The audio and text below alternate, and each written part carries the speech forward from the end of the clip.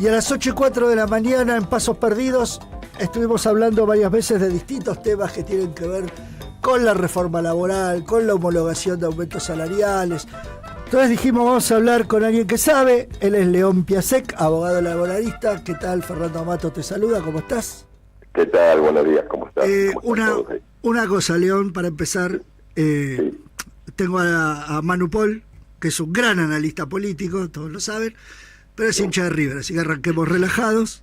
Bueno, es un día. Es un gran muy colega, alegre. es un gran periodista, lo queremos un montón, así que Pero bueno, lo tratamos bien. No lo conozco, ¿cómo lo voy a cargar? No voy a empezar una relación así. Por favor, todas las chicanas son bienvenidas igual. No, hoy es un hermoso día. Yo festejo, no cargo.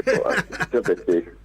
Bueno, vamos a lo que nos ocupa, que tiene que ver con dos cosas. Primero, que quiero terminar de entender, porque me volví loco. Ayer leí algo que me aclaró un poco las cosas, pero A ver. ¿cómo viene el tema con la homologación de los acuerdos salariales? Moyano, por un lado, dice, a mí me dieron el 45%, el gobierno dice, no, fue un 15 más un 9.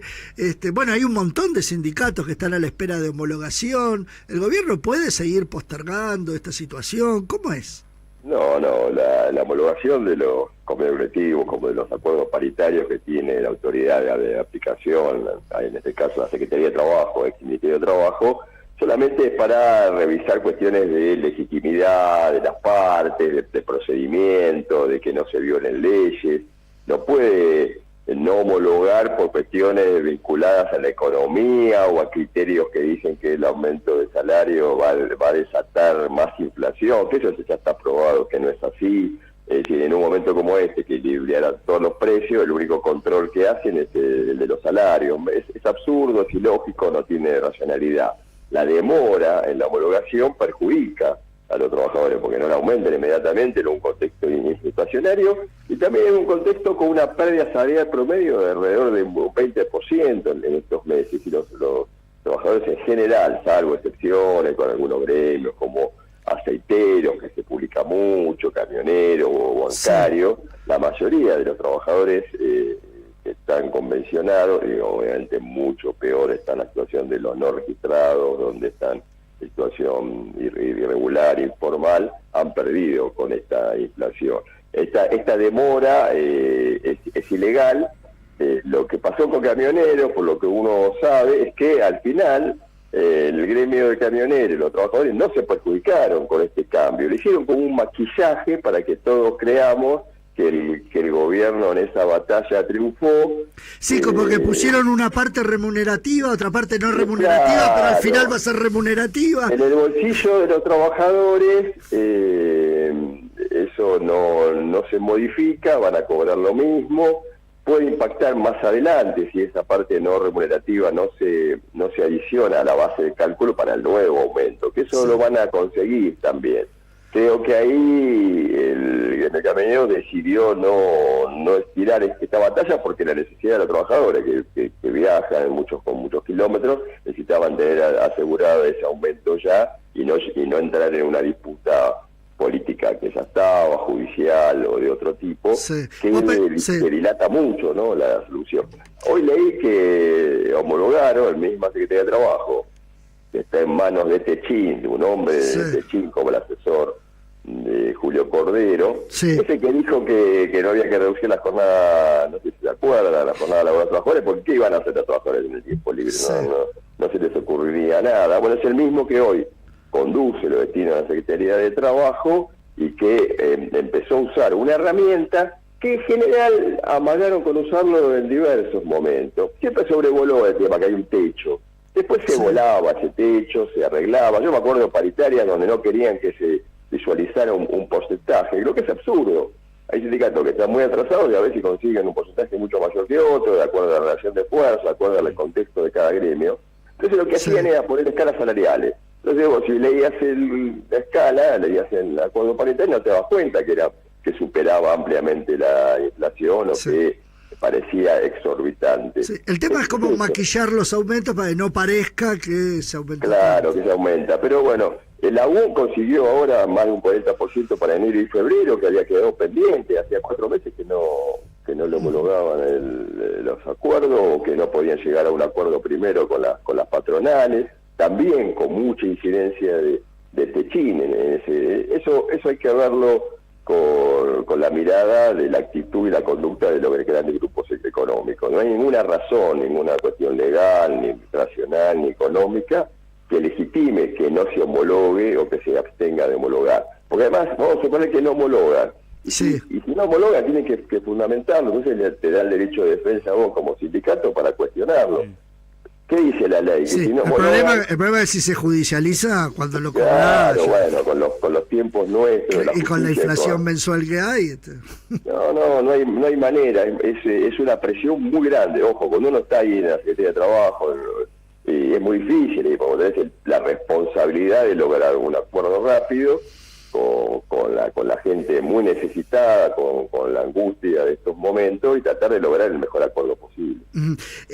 Te cambio de tema. Uno, durante los años 90 escuchó mucho hablar de la reforma laboral, entonces le quedó como la mala experiencia de la palabrita reforma laboral. Ahora hay sectores, inclusive dentro del sindicalismo, de hecho la CGT dijo, bueno, si quieren charlar de una actualización laboral, juntémonos, charlémoslo. ¿Cómo ves vos la situación actual de la discusión por la reforma laboral? Y si hay alguna posibilidad de que haya alguna reforma laboral que beneficie a los trabajadores y no a las patronales. Y por los textos que hemos visto, tanto del DNU, que la parte laboral ha quedado derogado por los fallos de la Cámara Nacional de Trabajo, y los textos posteriores, y el ahora el que se trata de introducir. ¿El del radicalismo? Y el radicalismo ¿Ese lo viste? ¿Es el espejo o es peor que el del DNU? Sí, lo vi.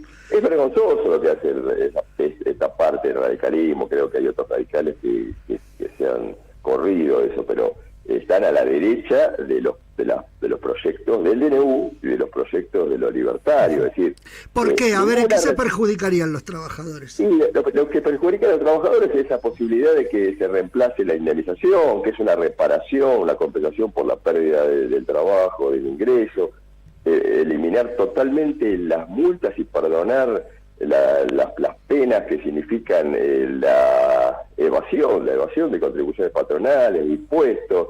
Es decir, eliminar las multas a los empleadores que van en impuestos es legitimar un fraude laboral, un delito penal tributario. También impactaría porque muchas de las figuras que tratan de introducir en esta reforma laboral son fraude laboral directamente, contratación a través de figuras como contratar monotributistas, que bueno, los trabajadores de prensa lo saben mucho, contrato de locación de obra, de servicio. Es decir, meter el fraude dentro de una normalización o naturalización de la reforma laboral. Ninguna reforma laboral que se ha intentado que elimine derechos, que sea regresiva, ha promovido, por ejemplo, como ellos dicen, modernización no es, estamos hablando de una reforma del siglo XIX, y tampoco ha promovido creación de empleo. En un momento donde salió hace este fin de semana una estadística que solamente 2 de cada 100 empresas en Argentina tienen la intención de contratar a nuevos trabajadores en un contexto de suspensiones, de despido, de cierre y riesgo de quiebra, ¿qué significado tiene? Yo creo que ni a los empresarios les sirve. A los empresarios les serviría, sobre todo a las pymes, un plan distinto, económico, de crecimiento, de fomento de la industria, de la empleabilidad, del comercio y los servicios. Es decir, en un momento tan difícil, tan obsesionados con la reforma laboral. Y no hablemos de lo que había en el DNU, que era un ataque al derecho de huelga, al fortalecimiento de los sindicatos, al poder sindical. Ellos sueñan con un mundo con derechos mínimos, casi una individualización de la relación laboral del trabajador con el empresario, como eran los siglos pasados, y un poder omnívodo para el empleador, sin sindicato o con sindicatos muy debilitados o disciplinados. León, sí, perdón. No, me meto en esto que decías y te pregunto ya desde un plano, no con las propuestas que están en mesa, sino con una discusión capaz un poquito más simbólica, desde el lugar donde se da una discusión en el área política, en el área social, que es si el pleno empleo puede volver como estructura a la Argentina, si eso se puede consolidar hoy en el sistema capitalista como lo conocemos en la actualidad. realidad, o si a partir de esas modificaciones es necesario que el campo nacional, popular, progresista le saque un poco el velo a la palabra reforma laboral y empiece a intentar ubicar esto que vos decís. Ahí desde la derecha se busca individuos discutiendo con las empresas, Sí, claro. que haya sujetos discutiendo desde sus organizaciones con el sector de poder. ¿Se puede discutir esa reforma laboral o no existe? Yo creo que sí. Fíjate que con las mismas leyes laborales rígidas, como dice la derecha y los empresarios, un gobierno con todas las críticas que podamos tener y que podemos compartir del gobierno anterior, el nivel de ocupación y desempleo que quedó fue muy bajo, de un dígito, sí, con un arrastre de un 40% más de trabajadores no registrados, que eso es una flexibilización laboral de hecho, pero hace poco discutíamos otras cosas para mejorar las relaciones laborales con los empleadores. Discutíamos la reducción de la jornada, como dije antes, discutíamos cómo se podía establecer una equidad de género, cómo se podía mejorar el teletrabajo, mejorando las condiciones de vida de los trabajadores, cómo podían los trabajadores participar en las ganancias, como hay singularmente en algunos convenios. Hay mejoras que se pueden hacer vinculadas a la productividad, si querés, nosotros no nos negamos nunca de los sindicatos, y me hago cargo, porque en el sindicato de trabajadores del neumático, por ejemplo, en los 90, en el 2001, 2002, a fin del 90 empezamos a discutíamos participación en las ganancias, con ciertas exigencias que tenía la algo que está en la Constitución. Está en la Constitución, pero fíjate que no se reflejó nunca en un convenio colectivo de trabajo, salvo estas excepciones. Uno está abierto, pero cada vez que los empresarios, la derecha, plantea la reforma laboral, vas a ver en todos los textos y en todas las discusiones que hemos tenido, son eliminación de derechos. Y está ligado esto a lo que decías recién de meterse con el sindicalismo, ¿no? Porque, digamos, cuando se degrada el poder o la imagen de la organización en sí, esta discusión de darla en términos progresistas o progresivos, el término que querramos utilizar, es más difícil. Más bien, es muy difícil introducir. Sí, asusta la palabra reforma laboral. Nosotros hace mucho pensamos en la expresión laboralista y en otros círculos, pero poner una reforma laboral desde la clase obrera. Acá falta un programa. ¿Es parte de la agenda que lanzó el otro día la CGT? No conozco todavía los puntos de esa, pero algunos de la CGT parecen muy flexibles a discutir algunas propuestas que realmente perjudican a los trabajadores y a los propios sindicatos. A veces es difícil escuchar en algunos, por supuesto es excepcional, pero quiero ver lo que dicen, pero no vamos a volver a los viejos programas de Huerta Grande, de Cordobazo, pero digo, el movimiento obrero, de los movimientos sociales, falta una propuesta. Estamos en la defensiva ahora, como muchas veces estuvimos y León, te hago una más, la última de mi parte, que quizás es un poco más de color o de respuesta, pero decías recién esta cuestión de la jornada laboral, de reducir la cantidad de horas, para responderle a alguno que sigue con una idea un poquito antigua, podemos decir, de hace más de 100 años. ¿Qué hacen los trabajadores en su tiempo libre? ¿Por qué los trabajadores necesitamos tiempo libre? Y si tenemos recursos podemos hacer muchas cosas, pero también podemos descansar, podemos estar con nuestra familia, podemos consumir productos culturales y bienes culturales que parecen reservados solo a clase media alta y la alta. Podemos irnos de vacaciones pagas cuando tenemos recursos necesarios. Podemos hacer un montón de cosas que esta sociedad nos presenta como un beneficio y una recomposición del alma, y no solo trabajar 8, 10 o 12 horas como trabajan los trabajadores en Argentina, y viajan también 2 o más horas y viven lejos de los lugares de trabajo. Recién te escuchaba hablar de Huerta Grande y pensaba, creo que nadie retrocedió tanto como el mundo sindical en estos últimos tiempos. Claro, eso tenés razón, en general sí. Voy a hablar en general porque si no me echan. Pero la verdad que la pérdida de derechos a nivel laboral y la la aceptación de un criterio laxo en cuanto a la protección. Bueno, nada, el famoso discurso de, al final ganó Neustadt, ¿no? El famoso discurso de tienen demasiados derechos y todo eso. Qué feo eso, ganó Neustadt. Bueno, eso no lo vamos a repetir. Lo dejamos entre nosotros, no nos escucha nadie. Yo no sería, no, acá escucha. Yo estoy en el barrio de la radio, que en el barrio moderno.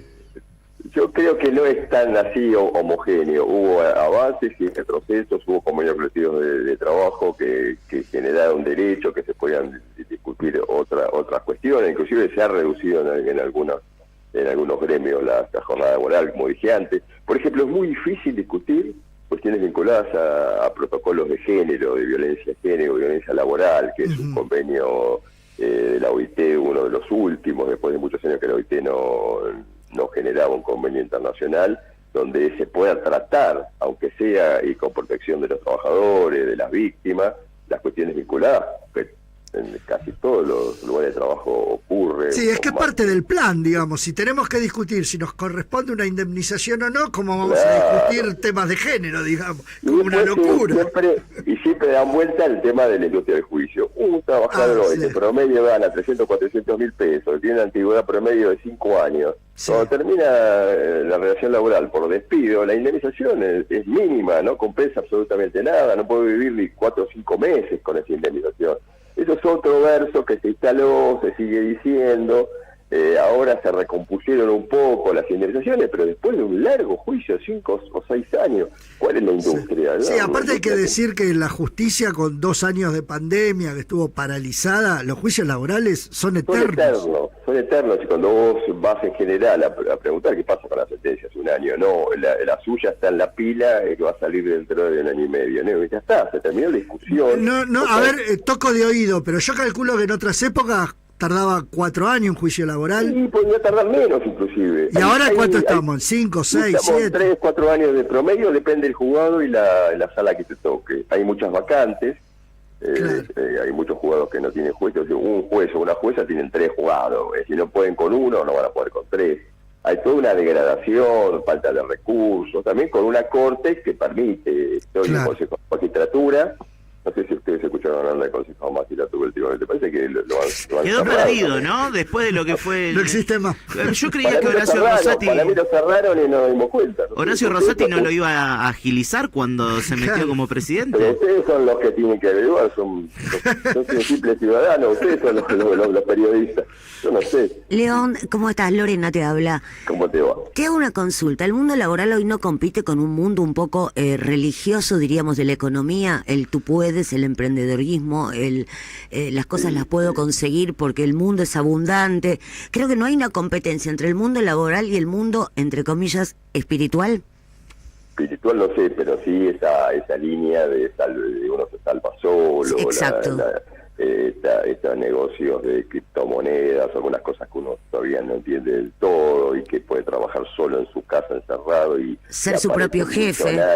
Sí, se vende un poco eso, como se vendían en otra época algunos negocios donde vos te hacías millonario en 2 meses con vender líquido para lavar el piso, qué sé yo. Es decir, hay toda una historia que nos atraviesa con esto de la insularidad, el individualismo, como dije antes, y que es el sálvese quien pueda, y muchas veces los sindicatos son vistos con mucho prejuicio, a veces con razón, pero en general vas a ver en las luchas sindicales de todo el tiempo que hubo sindicatos y dirigentes sindicales son honestos que han defendido fielmente los derechos de los trabajadores. Pero eso queda como decís vos en esta cosa, está bien de usar las palabras religiosas, ¿no? Que crean una ilusión y una mística que después no se comprueba, ¿no? Ese éxito rápido. Como que el nuevo sujeto social en el siglo XXI vendría a ser el emprendedor por sobre el trabajador. Creo que es muy difícil. Sí, ha ganado en esa batalla cultural. Fíjate los trabajadores de plataformas, como se llaman, las grandes empresas esas, grandes empresas que tienen ganancias fabulosas, que